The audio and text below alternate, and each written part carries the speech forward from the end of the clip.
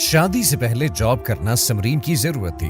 उसने फिजिक्स में एमएससी कर रखा था कि अचानक वालिद साहब वफात पा गए तो सारा खर्चा इकलौते भाई के जिम्मे ठहरा, जो शादीशुदा और 4 बच्चों का बाप था। पहले तो उसने खुशदिली से अपनी माँ समरीन और उसकी छोटी बहन का खर्चा भेजा और फिर कतराने लगा। आहिस्ता आहिस्ता यूं होने लगा कि 6 माह बीत जाते और अमजद भाई की जानिब से 1 रुपया भी ना आता। घर की चीजें बिकने पर आई तो समरीन ने घर से बाहर कदम रख दिया। समरीन को एक मुकामी कॉलेज में जॉब मिली थी। गोस ने गवर्नमेंट कॉलेजेस में भी अप्लाई करने का सोच लिया था, लेकिन अभी के लिए ये जॉब भी बहुत थी। खैर, उन्हीं दिनों में समरीन का रिश्ता आ गया। अम्मा ने काफी पहले से ही रिश्ते वाली खाला को कह रखा था।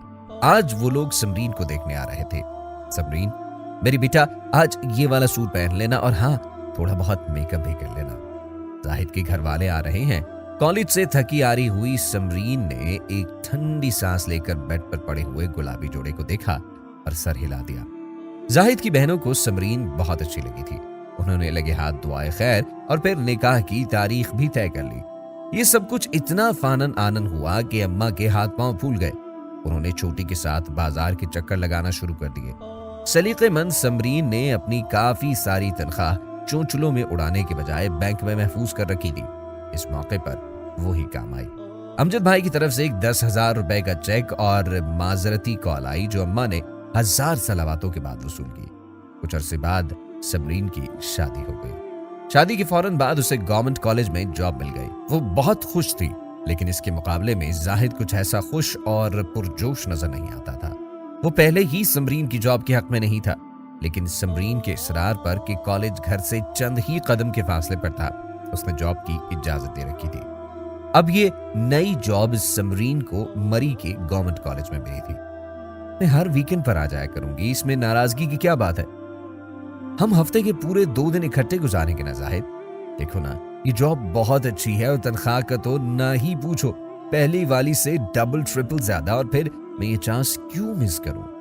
छोटी छोटी जरूरतों को तरसी हुई समरीन इतनी बड़ी तनख्वाह हाथ से कैसे जाने देती? और फिर ये तनख्वाह जाहिद की 2 दुकानों की कमाई से भी ज्यादा थी।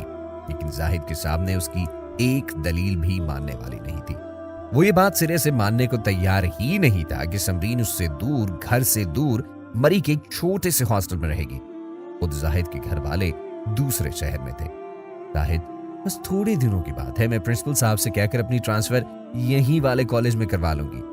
मेरे जानने वाले हैं, प्लीज मान जाओ ना। समरीन ने अपनी पूरी कोशिश कर डाली तो जाहिद को मानना ही पड़ा, लेकिन उनके माँ बहन व्हाट्सएप और फोन कॉल्स के जरिए मुसलसल राब्ता रहता था। फिर वीकेंड पर वो चली आती और घर के सारे काम निपटाए जाती।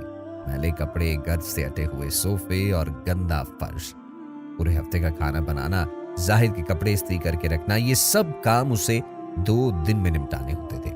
जाहिद कभी रिमोट हाथ में पकड़े बजाहिर टीवी देखता रहता, कभी उठकर समरीन की मदद करवाने लगता। वो अंदर ही अंदर मुंतजिर रहता कि कब समरीन उसके सामने फ्रेश होकर आएगी और फिर वो आउटिंग के लिए जा सकेंगे। ढेर सारी बातें करेंगे और आने वाले दिनों की खूबसूरत प्लानिंग करेंगे। जाहिद का इंतजार ही रहता और समरीन रात गए जब बेड पर आती तो घर के कामों और मरी से लाहौर तक के सफर की थकान उस पर बुरी तरह गालिब होती। चंद ही मिनटों में उसकी हल्के हल्के खर्राटे गूंजने लगते और जाहिद करवटें बदलता रहता।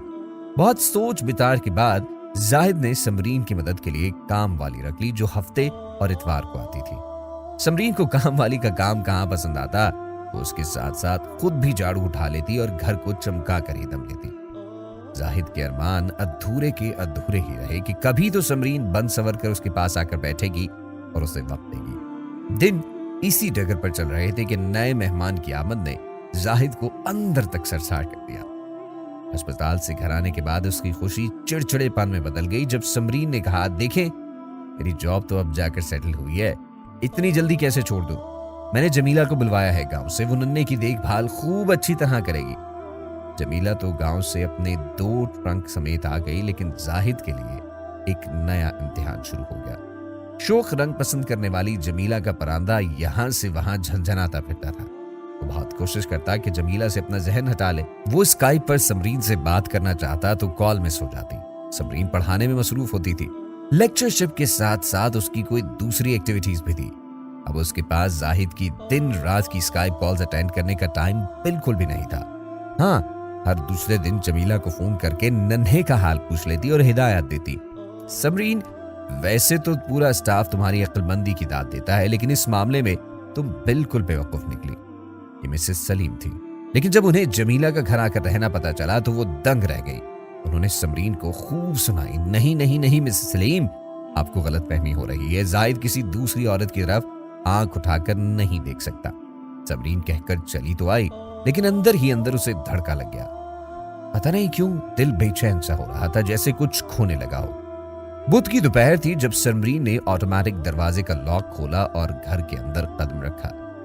चार सू खामोशी थी, हर सै सलीके और सफाई से रखी गई थी और बिरयानी की खुशबू अभी तक किचन से आ रही थी। लगता है दोपहर को जबरदस्त लंच किया गया है।